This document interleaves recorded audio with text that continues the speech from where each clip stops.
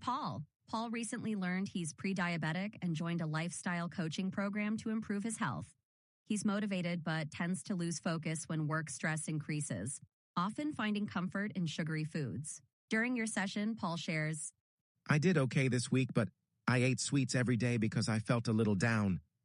Respond as Paul's coach. Click on each response below. Paul, you really need to stick to the plan if you want results. This response comes off as judgmental and directive, which can trigger defensiveness and reduce trust. It discourages reflection and limits collaboration.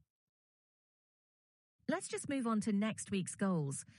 This response avoids addressing the challenge. Skipping reflection misses a valuable opportunity to learn from the week's experience.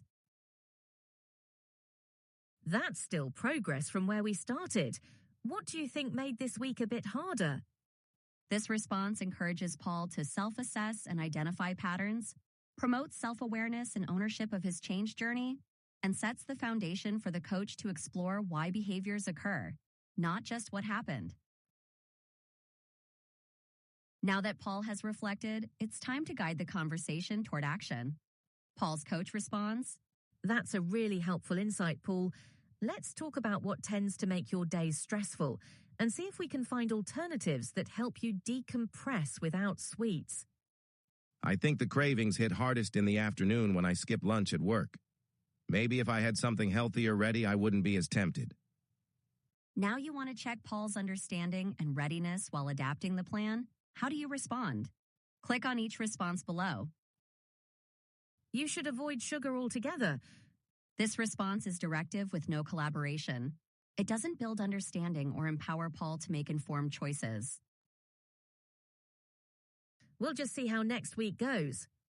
This response misses an opportunity for active coaching.